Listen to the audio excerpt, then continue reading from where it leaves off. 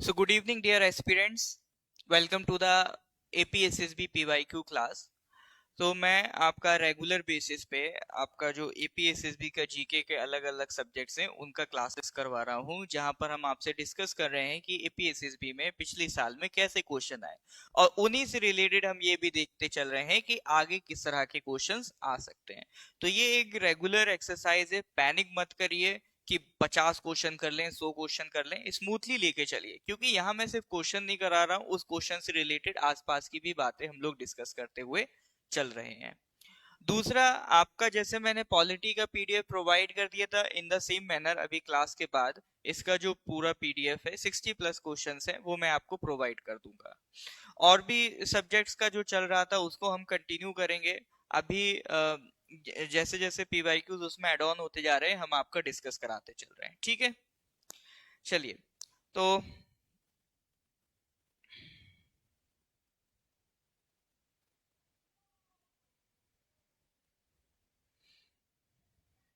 Alright, तो एक बार confirmation कीजिए, ऑडियो वीडियो क्लियर है? गुड इवनिंग जी, गुड इवनिंग। चलिए सर, तो अपना यहाँ पर हम आज बात करेंगे अरुणाचल जीके के क्वेश्चंस का। अरुणाचल जीके एक जो बहुत इंपॉर्टेंट सिग्निफिकेंट रोल करता है अपना एपीएसएसबी की प्रिपरेशन में, उसके क्वेश्चंस को हम आज एनालाइज करेंगे। तो स्टार्ट करते हैं सर आज क्वेश्चन नंबर 1 से। तो क्वेश्चन नंबर 1 क्या कह रहा है? हु अमंग द फॉलोइंग, क्या कह रहा है sir? Who among the following was the first male IAS officer from Arunachal Pradesh. बताइए sir, who among the following was the first male IAS officer from Arunachal Pradesh. ये 2023 के सीएचएसएल का सवाल है। तो रॉबिन हिबू, कुरु हारंग, जोमिन तांग एंड पीके थुंगोन, 4 ऑप्शन दिए हैं सर, जल्दी से करेक्ट ऑप्शन बताइए।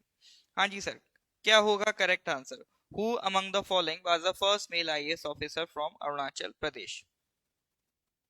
जल्दी से कमेंट करके बताइए सर, करेक्ट आंसर क्या होगा?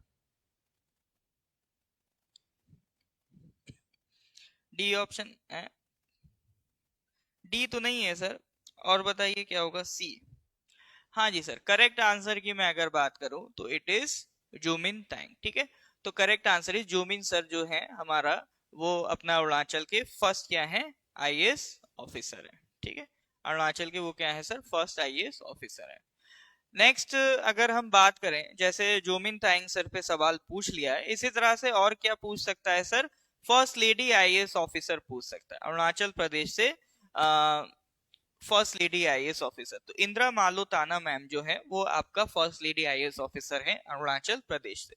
उनके बारे में जो उनका रैंक था, किस कैडर से थे, ठीक है, वो एलएलबी के लोग, पूरे आपका जो उस टाइम नेफा था उसके पहले लॉ ग्रेजुएट भी हैं। ठीक है, तो ये सारी बातें आपका यहाँ पर मेंशन कर दिया है, तो पीडीएफ में आपको मिल जाएगा, इसको अच्छे से पढ़ लेंगे। नेक्स्ट पढ़ते हैं सर अगले क्वेश्चन की तरफ, क्वेश्चन नंबर 2। क्वेश्चन नंबर 2 क्या कह रहा है sir? Who among the following was the first state election commissioner of Arunachal Pradesh? तो ये भी आपका सीएचएसएल 2023 का सवाल है।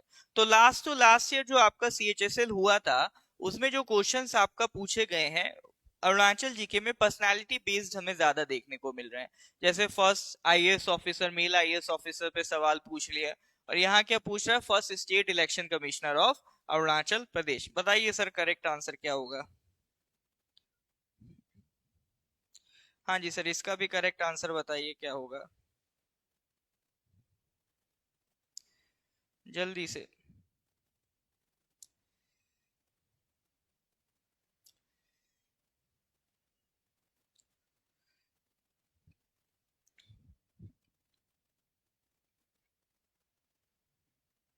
हाँ जी सर, गुड इवनिंग जी, गुड इवनिंग। बताइए sir, first state election commissioner of Arunachal Pradesh. तो करेक्ट आंसर की बात करें तो करेक्ट आंसर क्या है सर आपका? Option D is the correct answer, JM Tangu ji is the, ठीक है, जेएम तांगू सर जो है वो आपका first state election commissioner of Arunachal Pradesh बने थे, है ना। तो आपका जो 73rd अमेंडमेंट आया था 1992 में, जिसने पंचायत के बारे में पार्ट 9 बनाया, तो वहां पर उसी के तहत आपका स्टेट इलेक्शन कमीशन बनता है। ठीक है, तो स्टेट इलेक्शन कमीशन का कॉन्स्टिट्यूशन में आर्टिकल कौन सा है? एक बार मेरे को कमेंट करके बताइए, स्टेट इलेक्शन कमीशन का कॉन्स्टिट्यूशन में आर्टिकल कौन सा है? तो इसमें ध्यान रखेंगे सर, स्टेट इलेक्शन कमीशन के लिए होता है आर्टिकल 243 के। As per the 73rd amendment article 243 के बना, जिससे आपका स्टेट इलेक्शन कमीशन बनाया गया। और स्टेट इलेक्शन कमीशन में आपका जो पहले स्टेट इलेक्शन कमिश्नर बने हैं तो that is JM Tangu sir. ठीक है, चलिए सर, तो ये हो गया क्वेश्चन नंबर 2। आगे बढ़ते हैं नेक्स्ट क्वेश्चन की तरफ। नेक्स्ट क्वेश्चन क्या है sir? Question number 3, dash is the thinly populated district in Arunachal Pradesh. देखिए यहाँ पर पॉपुलेशन पे सवाल पूछ रहा है। दो वर्ड होते हैं, थिन और थिक। थिन का मतलब होता है कम, थिक का मतलब ज्यादा। थिनली पॉपुलेटेड मतलब कम पॉपुलेशन वाला डिस्ट्रिक्ट पूछ रहा है। तो पापम पारे है, लॉन्गडिंग है, दिबांग वैली है, कुरुंकुमे है। अब देखिए पॉपुलेशन आप किस बेसिस पे कहेंगे, कौन से डेटा के बेसिस पे कहेंगे? तो यहाँ पर उन्होंने कुछ मेंशन नहीं किया। तो अगर कुछ मेंशन नहीं कर रहा है तो हम बाय डिफॉल्ट किसके हिसाब से चलेंगे? जो लास्ट हमारा सेंसस हुआ था, तो सेंसस 2011 के हिसाब से चलेंगे। तो देखेंगे sir, as per the census 2011 which is the thinly populated district of Arunachal Pradesh. तो sir correct answer will be Dibang Valley. ठीक है, तो थिनली पॉपुलेटेड डिस्ट्रिक्ट कौन सा है आपका? दिबांग वैली। तो ये सर आपका अरुणाचल का डिस्ट्रिक्ट वाइज सारा डिटेल है, जो उस टाइम आपका डिस्ट्रिक्ट्स रहे हैं अपना अरुणाचल में। 16 डिस्ट्रिक्ट्स यहाँ पर मेंशन्ड है एज पर द सेंसस 2011। तो इसके हिसाब से आप देखेंगे सबसे कम पॉपुलेशन वाला डिस्ट्रिक्ट कौन सा है? दिबांग वैली है। और सबसे ज्यादा पॉपुलेशन वाला कौन है सर? पापम पारे है। सबसे कम पॉपुलेशन वाला दिबांग वैली है, सबसे ज्यादा पॉपुलेशन वाला पापम पारे है। और उसी तरह से अगर वो पूछ रहा है, उसी तरह से अगर वो पूछ रहा है सर लोएस्ट पॉपुलेशन, तो लोएस्ट पॉपुलेशन आपका किसका है? दिबांग वैली का। और हाईएस्ट पॉपुलेशन पूछ रहा है तो वो कौन है सर? आपका पापम पारे। हाईएस्ट पॉपुलेशन इज पापम पारे। ठीक है, चलिए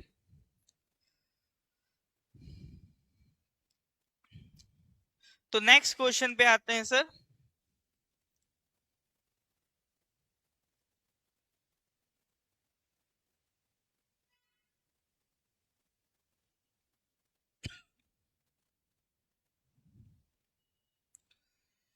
हाँ जी, नेक्स्ट क्वेश्चन की तरफ आगे बढ़ते हैं। अगला क्वेश्चन क्या है? Question number 4, Which among the following districts of Arunachal Pradesh has the highest literacy rate? तो ये क्वेश्चन भी सेंसस के हिसाब से पूछा गया। तो जो लास्ट मैंने आपको सेंसस दिखाया है उसी के ऊपर ये क्वेश्चन पूछा है। Which among the following states of Arunachal Pradesh, which among the following districts of Arunachal Pradesh has the highest literacy rate? तो करेक्ट आंसर इसमें क्या होगा सर? बताइए, Which among the following districts of Arunachal Pradesh has the highest literacy rate? हाँ जी sir, तो इसका correct answer will B पापम पारे। ठीक है, तो करेक्ट आंसर क्या होगा इसका? पापम पारे।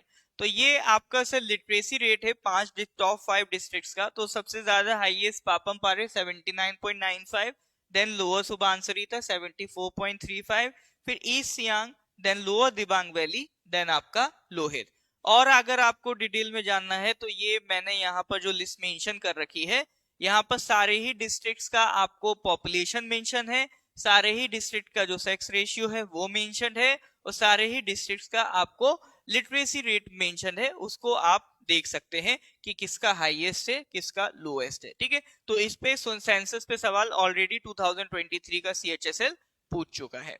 चलिए नेक्स्ट क्वेश्चन पे आते हैं sir. Question number 5, in 1974 the capital of Arunachal Pradesh was shifted from. देखिए ये जो क्वेश्चन है मैं पहले भी करा चुका हूं, ठीक है, दोबारा फिर से ये रिपीट हो रहे हैं। तो हमारा सर रिपीटिशन चलता रहता है, और हम एक्सपेक्ट भी नहीं करते कि पुराने वाले आए दोबारा देखें। वो अपना पढ़ें, बढ़िया से सिलेक्शन लें और छुट्टी करें। ठीक है, जो नए एस्पिरेंट्स जुड़ते हैं हर साल, क्वेश्चंस ये दोबारा बार बार हम PYQs उनके लिए कराते हैं जो हमारे नए एस्पिरेंट्स दोबारा जुड़ रहे हैं। ठीक है, तो ये पहले भी मैं कई बार करा चुका हूं। 1974 में अरुणाचल प्रदेश की कैपिटल कहां से कहां शिफ्ट हुई थी? बताइए sir. Delhi to Itanagar, Tawang to Itanagar, Guwahati to Itanagar, Shillong to Itanagar. इसका सर एक रील भी हमारा काफी वायरल हो गया था। ठीक है, तो काफी लोगों तक ये रील पहुंची थी। तो आई होप जो नहीं भी जानते होंगे उन तक भी जानकारी पहुंच गई होगी कि 1974 में जो आपकी कैपिटल थी वो कहां से शिफ्ट हुई थी, शिलोंग से शिफ्ट हुई थी ईटानगर। देखिए ऐसा था, ये जो आपका अरुणाचल वाला हिस्सा है और जो मेघालय वाला हिस्सा है ये सब पहले किसका पार्ट थे, आसाम का पार्ट थे, ठीक है। फिर अपना जो अरुणाचल है वो अलग निकल गया, मेघालय अलग निकल गया, तो शिलोंग कैपिटल हो गई मेघालय की। तो अपना अरुणाचल को फिर नई कैपिटल बनानी पड़ी और अपनी नई कैपिटल क्या बनी, ईटानगर, ठीक है। तो देखियो आपको जो हिस्ट्री है मैं पहले भी डिस्कस कर चुका हूं। सबसे पहले क्या था सर, नेफा था। नेफा कब बना, 1954 में। नेफा कब बन रहा है, 1954 में। अगर मैं बेसिक लेवल पे अरुणाचल का पॉलिटिकल हिस्ट्री डिस्कस करूं तो सबसे पहले नेफा कब बन रहा है, 1954 में। उसके बाद 1972 में अरुणाचल क्या बन रहा है, यूटी बन रहा है, ठीक है। और उसका एडमिनिस्ट्रेटिव हेडक्वार्टर 1972 में क्या था, शिलोंग था। 1974 तक रहा, उसके बाद कैपिटल कहां ट्रांसफर हो गई, ईटानगर आपका ट्रांसफर हो गई। और फाइनली अरुणाचल प्रदेश को स्टेटहुड कब मिलता है, 1987 में। तो 1974 तक आपका जो एडमिनिस्ट्रेटिव स्ट्रक्चर था कहां से रन होता था, शिलोंग से। देन 1974 में it was transfer to Itanagar, ठीक है। चलिए सर, तो ये पॉइंट्स आप ध्यान रखिएगा। और ये जो नेफा था, नेफा को पहले हम क्या कहते थे, नॉर्थ ईस्ट फ्रंटियर ट्रैक्ट कहते थे। और यही नॉर्थ ईस्ट फ्रंटियर ट्रैक्ट आगे चल के क्या बन गया, नेफा बन गया।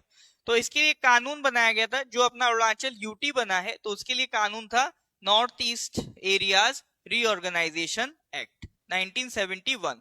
तो यहां से जो नेफा था उसको यूटी बना दिया गया और नाम चेंज करके क्या कर दिया गया, अरुणाचल प्रदेश, ठीक है। नाम चेंज करके आपका हो गया अरुणाचल प्रदेश। फिर आपका जो 1975 है वो एक बहुत ही इंपॉर्टेंट मोमेंट था अरुणाचल प्रदेश के लिए। क्यों, क्योंकि जब ये यूटी बना था तब यहाँ पर एक प्रदेश काउंसिल रन होती थी, ठीक है। प्रदेश काउंसिल थी अरुणाचल प्रदेश की। जैसे पहले जब नेफा था तब नेफा के टाइम पे एजेंसी काउंसिल हुआ करती थी। फिर जब ये अरुणाचल प्रदेश बना तो प्रदेश काउंसिल बनी, जिसमें अरुणाचल प्रदेश के रिप्रेजेंटेटिव्स होते थे, ठीक है। वो रिप्रेजेंटेटिव आपका पहले जब आसाम था, नेफा आसाम का पार्ट था, तो आसाम के गवर्नर को एडवाइस करते थे नेफा के मैटर्स में। और जब वो प्रदेश काउंसिल बना, अरुणाचल प्रदेश यूटी बना, तो यूटी के जो लेफ्टिनेंट गवर्नर थे उनको एडवाइस किया करते थे। तो 1975 में क्या हुआ था, जो प्रदेश काउंसिल है it was converted into a provisional legislative assembly, ठीक है। तो अरुणाचल प्रदेश की अपनी खुद की लेजिस्लेटिव असेंबली भी बन रही है। 1978 में तो फुल फ्लेजेड इलेक्शन होंगे, तब एक फाइनल लेजिस्लेटिव असेंबली बनेगी। बट 1975 में टेम्परेरी लेजिस्लेटिव असेंबली बन रही है। उसमें क्या था, जो प्रदेश काउंसिल के मेंबर्स से वही किसका पार्ट बन जाएंगे, उस लेजिस्लेटिव असेंबली का पार्ट बन जाएंगे। फिर बाद में 1978 में फुल एंड फ्लेजेड आपका अरुणाचल प्रदेश की इलेक्शन से लेजिस्लेटिव असेंबली बन जाएगी, ठीक है। तो ये कुछ बेसिक फैक्ट्स हैं अरुणाचल प्रदेश के पॉलिटिकल इवोल्यूशन में।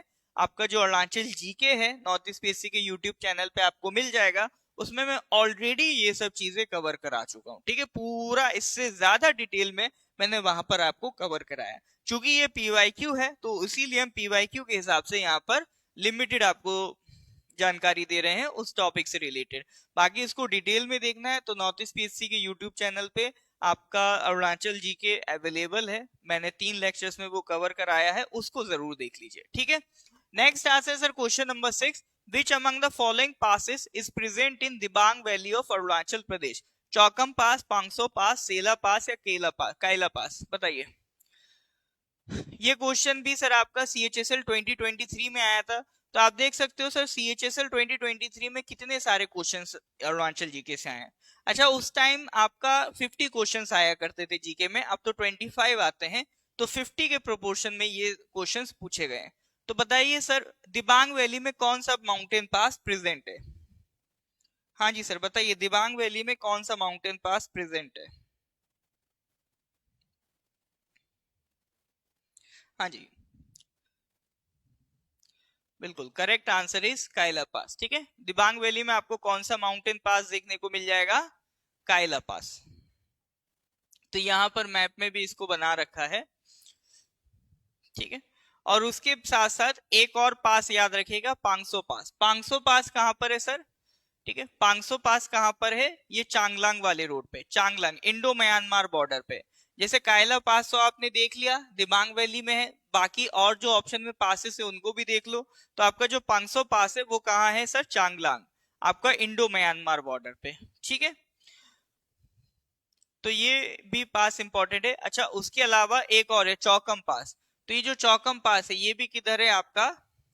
ठीक है, ये जो चौकम पास है, तो चौकम पास भी आपका कहां पर है सर? चांगलांग में, है ना। चौकम पास भी कहां पर है आपका? चांगलांग में। तो ये अदर पासेस की लोकेशन भी ध्यान रखिएगा। जैसे आपसे कायला पास पूछ लिया तो चौकम पास पूछ सकता है, या फिर आपसे पांगसो पास पूछ सकता है, इनके भी नाम ध्यान रखेंगे, ठीक है सर। चलिए, तो हाँ, अगर यहाँ तक लेक्चर अच्छा लग रहा हो तो वीडियो को लाइक जरूर कर दें, है ना। अपने कलीग्स के साथ इसको शेयर जरूर करते हैं। बाकी हम लोग फिर आगे बढ़ रहे हैं, किसी को डाउट है पूछ लीजिए, आगे बढ़ रहे हैं। एक लोकेशन और है यहाँ पर, जैसे सेला पास भी यहाँ पर मैंने मेंशन किया। अच्छा हाँ, तो सेला पास आपको किधर मिलेगा? सेला पास आपको मिलेगा तवांग वाले रीजन में, ठीक है। सेला पास किधर मिलेगा? तवांग वाले रीजन में, ठीक है। और एक चीज और ध्यान रखिएगा, कायला पास जो है वहां पर एक बहुत सेक्योर्ड प्लेस है। सेक्योर्ड प्लेस क्या है? Athu Popu, the most secured place for the Idu Mishmi tribe of Arunachal Pradesh. तो वो कहाँ लोकेटेड है? इंडो चाइना बॉर्डर पे जो आपका कायला पास है वहां पर लोकेटेड है, ठीक है। तो Athu Popu is the most secured place for the Idu Mishmi tribe, ठीक है। इसको भी ध्यान रखेंगे।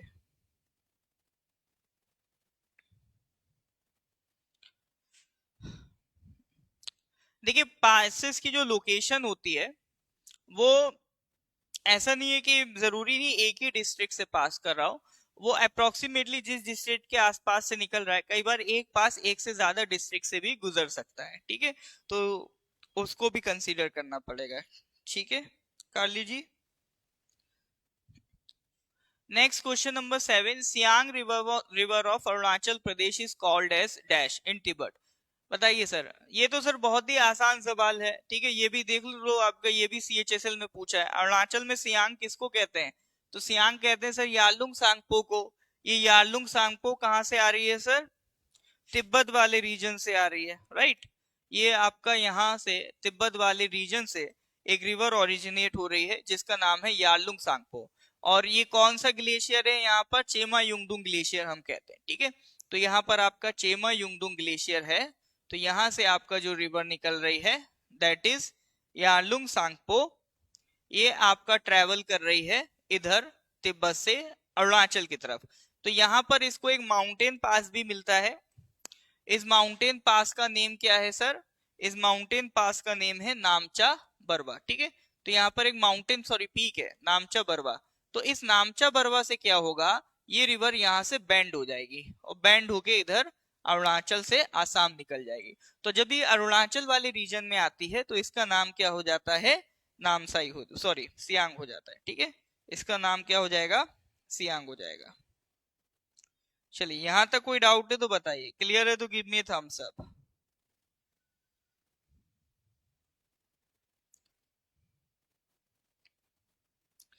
मॉक टेस्ट में नंबर कम आए हैं तो टेंशन नहीं लेना है। क्यों नहीं लेना है? कि देखो, जरूरी नहीं है सेम वही सवाल आ जाए, है ना। और ये मैथ्स में अगर नंबर कम आ रहे हैं तो ज्यादा टेंशन लीजिए, क्योंकि वहां क्या है, सब लिमिटेड टॉपिक है, सवाल उन्हीं से आना है। जीके में टेंशन मत लीजिए, जीके में कुछ नहीं पता सर क्या पूछ लेगा, है ना। तो कुछ भी वैरायटी आपका कवर कर लेगा। तो नंबर अगर जीके में कम आ रहे हैं टेंशन नहीं लेना है ना। बस फोकस करना है आपका प्रीवियस ईयर पे, क्योंकि अगर कुछ नहीं किया है तो प्रीवियस ईयर करके चले जाओ सर, बहुत हेल्प मिलेगा। Next question is, which dance form of Arunachal Pradesh is performed during the Dri festival to celebrate the beginning of rice planting season? तो क्वेश्चन नंबर 8 ये भी सर CHSL 2023 का है। बताइए, which dance form of Arunachal Pradesh is performed during the Dri festival to celebrate the beginning of rice planting season? तो द्री festival में जो डांस परफॉर्म किया जाता है ये उसका नाम पूछ रहा है। देखिए अभी जो फिलहाल हम फोकस हैं, हर बार कुछ अलग करते हैं, तो अभी फिलहाल हम आपका PYQ पे फोकस हैं, ठीक है।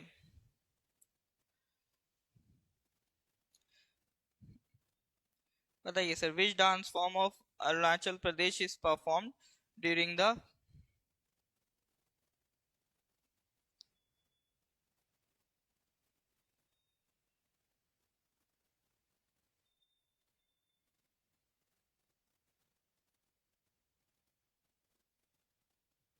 बताइए sir, which dance form of Arunachal is perform during the Dree festival? सी।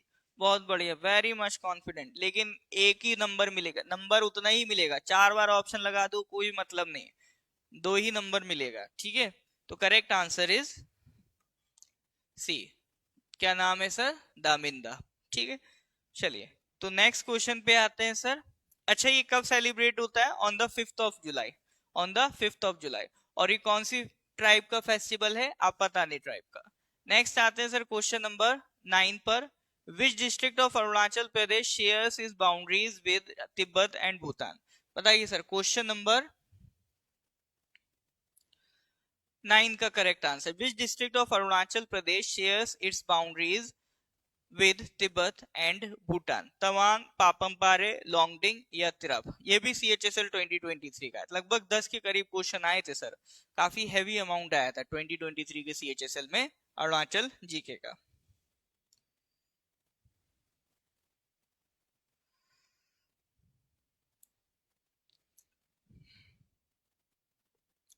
हाँ जी,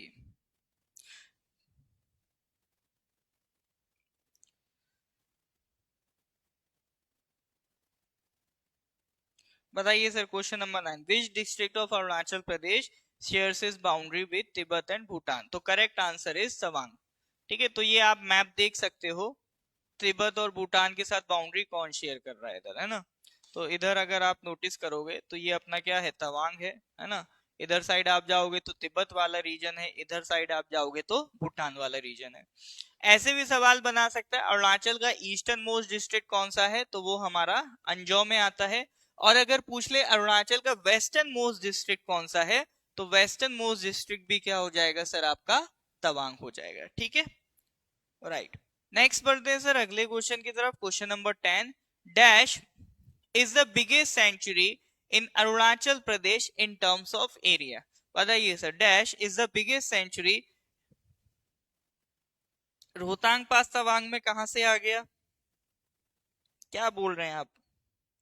dash is the biggest sanctuary in Arunachal Pradesh in terms of area? बताइए, Dibang wildlife sanctuary, Kamlang wildlife sanctuary, Kane wildlife sanctuary या Mehao wild life sanctuary? हाँ जी sir, correct answer बताइए।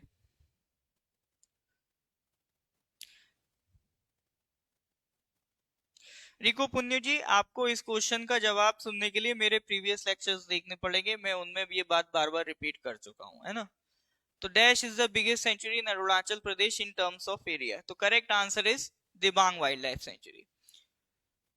तो देखो, Dibang wildlife sanctuary तो हो गई सर हमारी, उसके अलावा जैसे बिगेस्ट हो गई दिबांग वाइल्ड लाइफ सेंचुरी, तो अगर आपसे स्मॉलेस्ट पूछे तो किसको बोलना है?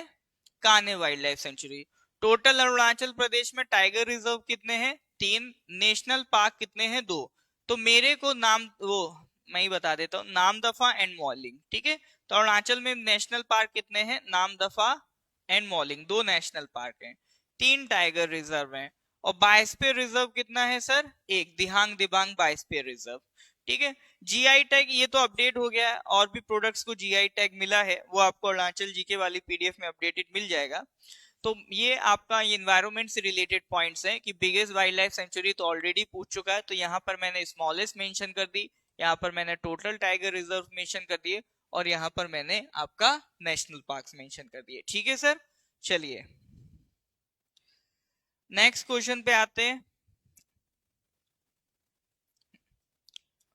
Question number 11, Who among the following was the first nominated member of parliament from Arunachal Pradesh? ठीक है, देखिए मेंबर ऑफ पार्लियामेंट में अरुणाचल प्रदेश से पहले नॉमिनेटेड मेंबर कौन थे? जो 4 ऑप्शन दिए गए हैं आपको, ओएम त्योरी, सी के गुहेन जी, न्यारी वेली या पी के थुंगन जी, 4 ऑप्शन दिए गए हैं। इनमें से बताना है कौन आपका सबसे पहले व्यक्ति हैं जो लोकसभा जो थी अपनी पहली जो लोकसभा बनी थी 1952 में, उनको नॉमिनेट किया गया था। ठीक है, तो he was the representative of NEFA वाला रीजन एट दैट टाइम। तो आपका जो करेक्ट आंसर इज सी के गुहेन जी।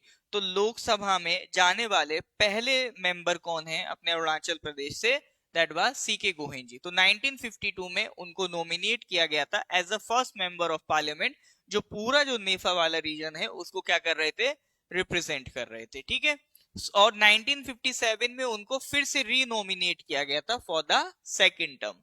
उसके अलावा जैसे आपका लोकसभा में पूछ रखा है पहले मेंबर कौन थे, इसी तरह से आपसे राज्यसभा में भी पूछ सकता है। ठीक है सर, तो अपने अरुणाचल प्रदेश से राज्यसभा में पहले मेंबर कौन थे, श्री तोदक बसर जी। ठीक है, तो 1972 से लेकर 1978 तक का उनका टर्म था। तो नाम ध्यान रखेंगे, पहले राज्यसभा मेंबर कौन से हैं, श्री तोदक बसर जी। ठीक है, तो फर्स्ट लोकसभा मेंबर ऑलरेडी पूछ चुका है, फर्स्ट राज्यसभा मेंबर आपसे पूछ सकता है।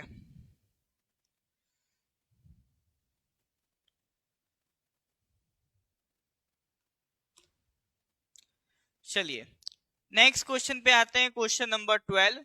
इन 2018 पाके किसान district was carved out of.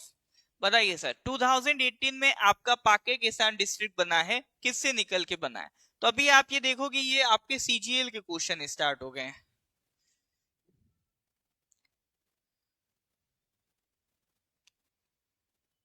बताइए सर।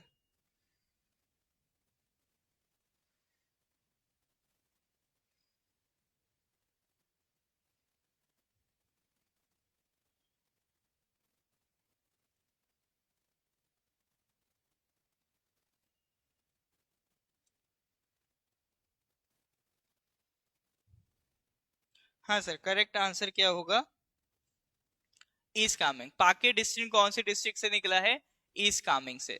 तो पाके डिस्ट्रिक्ट आपका कब बना है, 2018 में, and it was carved out of east Kameng.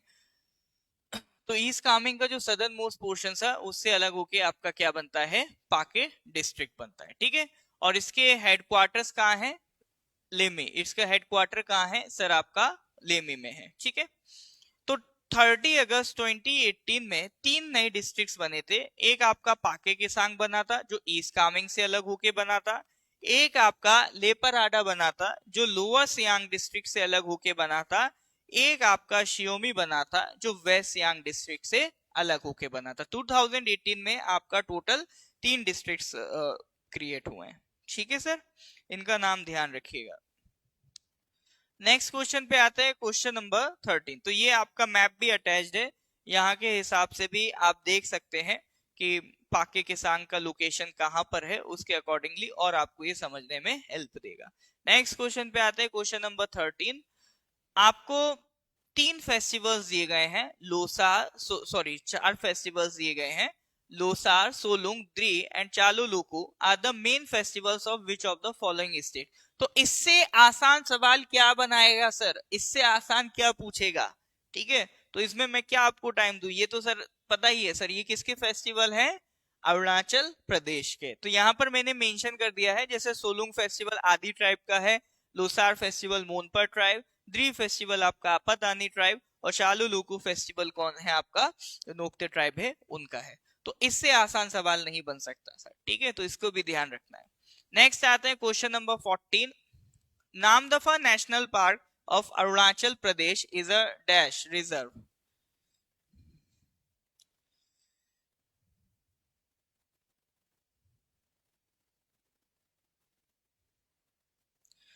बताइए sir, Namdapha national park is a dash reserve, tiger reserve, elephant reserve, leopard reserve या फिर हॉर्नबिल रिजर्व। बताइए सर, नामदफा नेशनल पार्क क्या है, क्वेश्चन नंबर 14। हाँ जी सर, ये जितने भी क्वेश्चन है ये सब किसके हैं, सीजीएल 2023 के क्वेश्चन है। तो नामदफा नेशनल पार्क क्या है सर, ये देखो यहाँ पर 3 टाइगर रिजर्व मैंने आपका मेंशन कर दिया। अभी मैंने थोड़ी देर पहले आपको बताया था 2 नेशनल पार्क है, नामदफा एंड मॉलिंग, और 3 टाइगर रिजर्व है। तो टाइगर रिजर्व कौन कौन से हैं सर? पाके टाइगर रिजर्व है, नामदफा टाइगर रिजर्व है, और आपका कामलंग टाइगर रिजर्व है। ठीक है, तो करेक्ट आंसर क्या हो जाएगा आपका? नामदफा नेशनल पार्क क्या है? एक टाइगर रिजर्व है। ठीक है, तो correct answer will B tiger reserve. और कौन कब बना वो भी आप देख सकते हो। अच्छा, ऐसा भी पूछ सकता है कि कौन सा टाइगर रिजर्व सबसे पुराना है। तो सबसे पुराने टाइगर रिजर्व की हम बात करें तो it is Namdapha tiger reserve. ठीक है, फिर उसके बाद पाके टाइगर रिजर्व, और फिर आएगा आपका 2016 में कामलांग टाइगर रिजर्व। तो ये आपका ईयर वाइज भी आप इनको याद रख सकते हो कौन कितना पुराना है। चलिए सर नेक्स्ट क्वेश्चन पे आते हैं। Question number 15, which town is situated on the confluence of Sipu and Yomgo rivers. तो 2 रिवर्स हैं सिपू एंड योमगो, उनके कॉन्फ्लुएंस पे पूछ रहा है कौन सा टाउन सिचुएटेड है।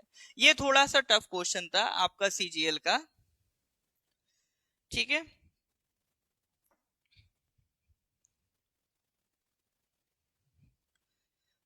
तो ये एक्चुअली क्या है, उन्होंने जो डिस्ट्रिक्ट की वेबसाइट्स है, अपना अरुणाचल प्रदेश की हर एक डिस्ट्रिक्ट की वेबसाइट है, तो एक डिस्ट्रिक्ट की वेबसाइट से उठा के पूरा सवाल बना दिया उन्होंने ये। तो सिपू एंड योमगो रिवर्स के कॉन्फ्रेंस पे कौन सा सिचुएटेड है? It is Alo.